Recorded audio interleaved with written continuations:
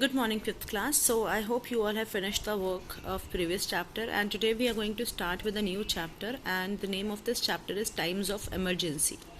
Now, what do you understand by emergency? Emergency क्या होती है? Emergency को हिंदी में आपदा बोलते हैं. आपदा कोई ऐसी अचानक से कोई मुश्किल आ खड़ी है. That is called emergency. Something which is very urgent. अचानक से कुछ प्रॉब्लम आ गई है, तो that is emergency in general terms. So the chapter is times of emergency. मतलब ऐसा वक्त, ऐसा टाइम जब ऐसी कोई इमरजेंसी आती, कोई ऐसी प्रॉब्लम आ जाती है अचानक से, जिससे हमें बहुत ज़्यादा मुश्किलें खड़ी हो जाती है हमारे लिए. So we are going to study about this. Can you imagine of losing your house? आप क्या इमेजिन कर सकते हो कि जिस घर में आप रहते हो, सोते हो, खाते हो, खेलते हो, वो घर आपसे दूर हो जाए, वो घर आपका टूट जाए, खराब हो जाए, राइट? आप उस घर से दूर हो जाओ. ऐसा बहुत लोगों के साथ होता है, राइट? आपने देखा होगा कि जब फ्लड आया तो लोग अपना सामान उठा के सरों पे जाते हैं क्योंकि उनका घर पानी में डूब जाता है. अर्थक्वेक आता है तो घर टूट जाते हैं, right? So we are talking about this kind of emergency. A disaster is a major accident which causes a great loss of life and property at a particular place. अब ये सब चीज़ें जो अर्थक्वेक होता है, when we say that there is flood and there is other cyclones आते हैं, earthquakes आता है, सुनामी आती हैं, ऑल दीज नेचुरल डिजास्टर्स, ये क्या होते हैं? ये मेजर एक्सीडेंट्स होते हैं. ये बहुत बड़े एक्सीडेंट्स होते हैं जिनकी वजह से क्या होता है, लोग मर जाते हैं, people die, and property also ख़राब हो जाती है. प्रॉपर्टी जो है वो उसका भी लॉस होता है. प्रॉपर्टी, हमारा घर, हमारे हॉस्पिटल्स, हमारा स्कूल, सब चीज़ें ख़राब हो जाती हैं. प्रॉपर्टी इन सब से ख़राब हो जाती है. So we can classify disaster in two categories. हम डिजास्टर्स को दो कैटेगरी में रखते हैं. पहला है नेचुरल कैलामिटीज, ठीक है. Then is man made calamities. Natural calamity वो होती है जो नेचर की तरफ से आती है, राइट? मैन मेड कैलामिटी वो होती है, कैलामिटी मीन्स प्रॉब्लम, ऐसी कुछ जैसे फ्लड हो गया, अर्थक्वेक्स हो गए, इन सबको कैलामिटीज बोलते हैं. Man made calamities which is made by man, जो हमने खुद खड़ी करी है अपने लिए. So first we'll study about natural calamities which are there due to nature. Flood, first is flood. Flood क्या होता है? बाढ़ आ जाना. जैसे ये देखो, यहाँ पे बाढ़ आई हुई है, बाढ़ आ जाना. फ्लड का मतलब होता है बाढ़ आ जाना. कहीं पे बहुत सारा पानी एक साथ आ गया, बहुत ज़्यादा बारिश हुई और पानी आ गया बहुत सारा. इतना पानी आ गया कि डैम टूट गए, नदियाँ ओवरफ्लो हो गई. So these kind of things happen with flood happens. Flood means uncontrolled flow of water in a particular area of land. Uncontrol flow of water, कि पानी बिना किसी कंट्रोल के फ्लो करे जा रहा है. Sometimes the flow of water is so strong that it breaks down the walls of the buildings और कॉजेज क्रैक्स इन देम.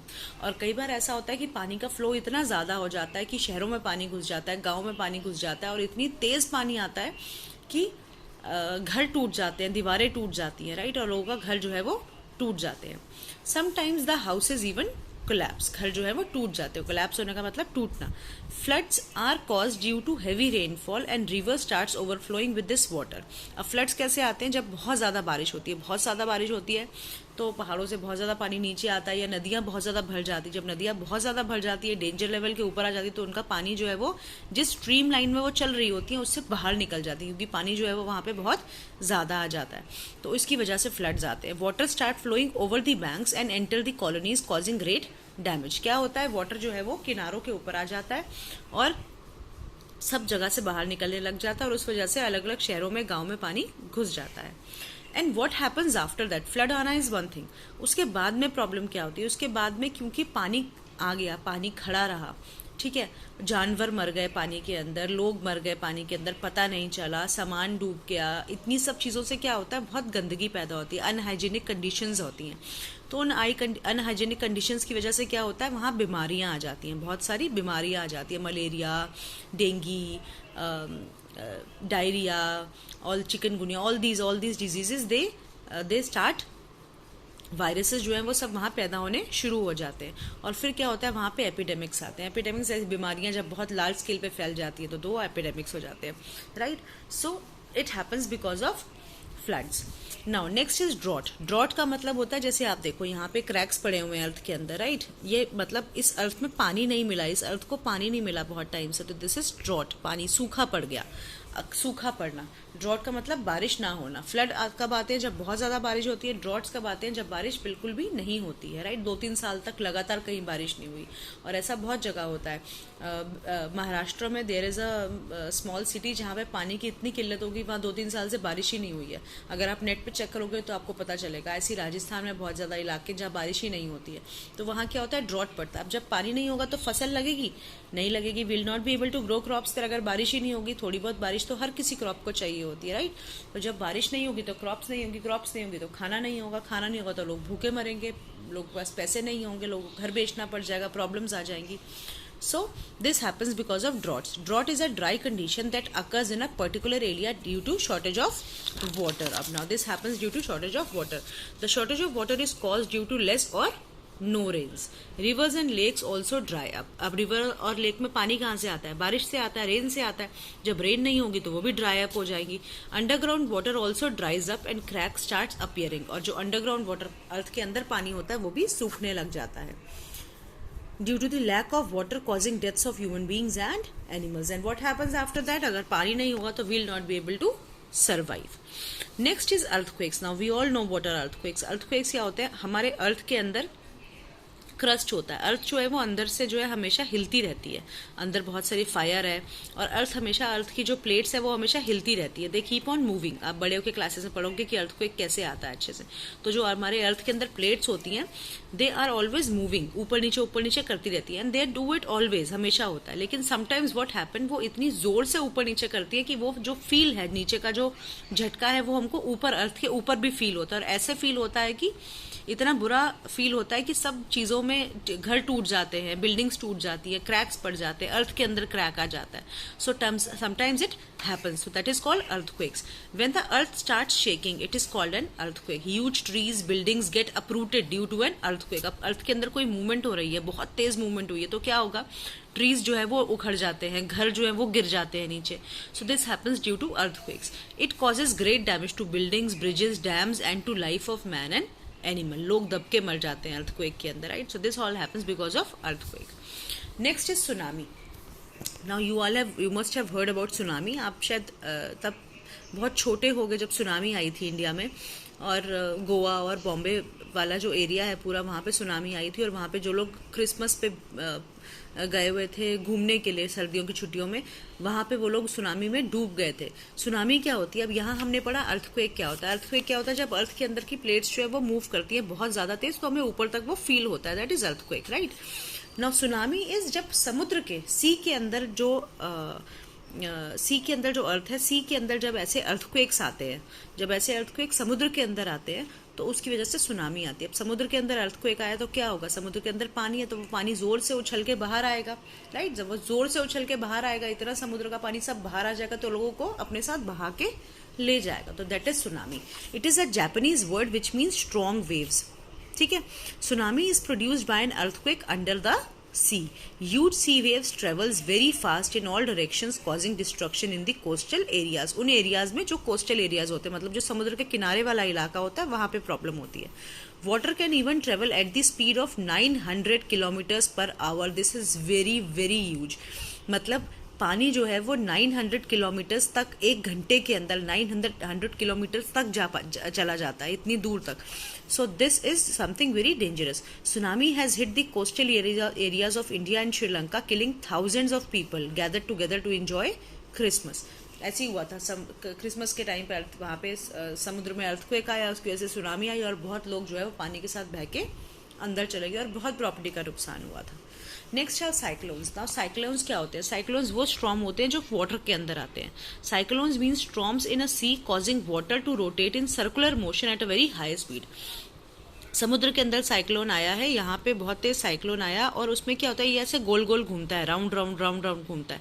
जब ये वाटर के अंदर आता है, समुद्र के अंदर आता है, तो पूरी जो वेव्स हैं वो ऐसे राउंड राउंड घूमती हैं, और ये ऐसे पानी को लेके, बारिश को लेके अपने साथ साथ कोस्टल एरियाज में जाता है. Cyclones mostly maximum time coastal areas में आते हैं.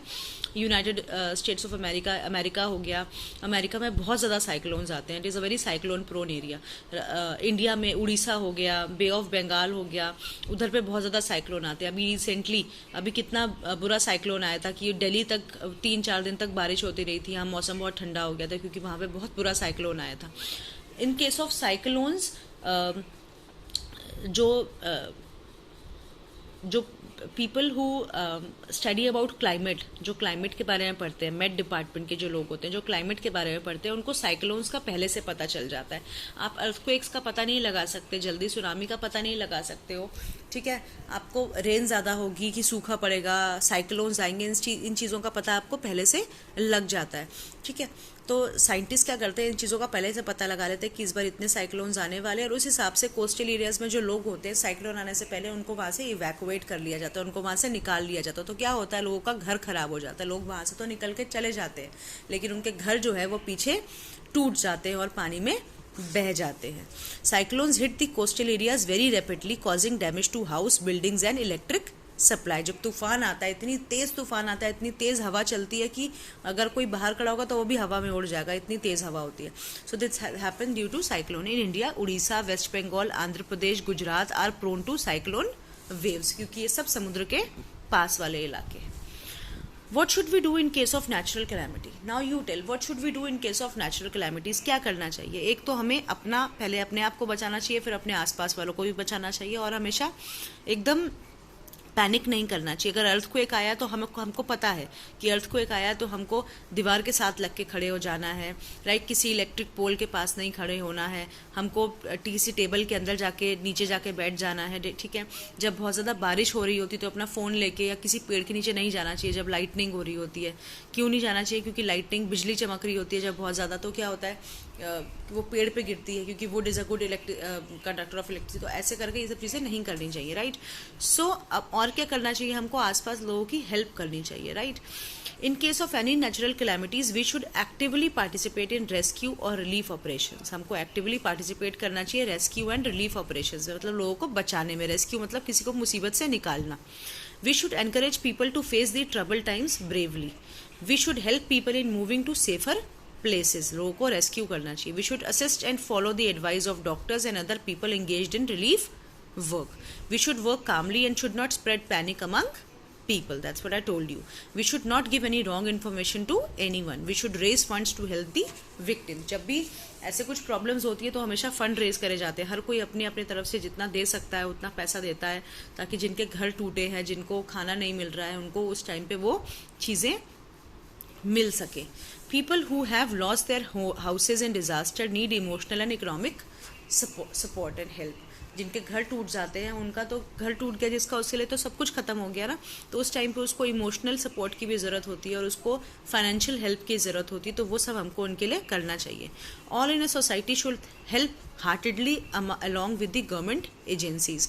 Medical and paramedical staff has an important role to play in any emergency or calamity. Medical help is required everywhere. जब भी अर्थक्वेक आता है, बाढ़ आती है, तो किस चीज़ की रिक्वायरमेंट होती है? वहाँ पे आर्मी को डिप्लॉय करा जाता है, वहाँ पे डॉक्टर्स को डिप्लॉय करा जाता है, वहाँ पे पैरामेडिक फोर्सेस को डिप्लॉय करा जाता है, ताकि वहाँ पे लोगों को इलाज दिया जा सके, क्योंकि लोगों को चोट लगी होती है, अर्थक्वेक से चोट लगती है, लोगों को इवैक्यूएट करना होता है, निकालना होता है अंदर से, मलबे में से। सो वहाँ पे किस चीज़ की हेल्प होती है? वहाँ पे आर्मी जाती है, डिप्लॉय होती है, डॉक्टर्स होते हैं, पैरामेडिकल स्टाफ होता है, वहाँ पे नर्सेज होती हैं। So they are all there to help people. Besides casualty, there is always a danger of breaking an epidemic due to unhygienic conditions. Now I told you कि जब फ्लड आया तो क्या हुआ? पानी भर गया, उसकी वजह से बीमारियां आ गई बहुत ज़्यादा, तो ये वाली प्रॉब्लम्स उसके बाद में आने लगती हैं।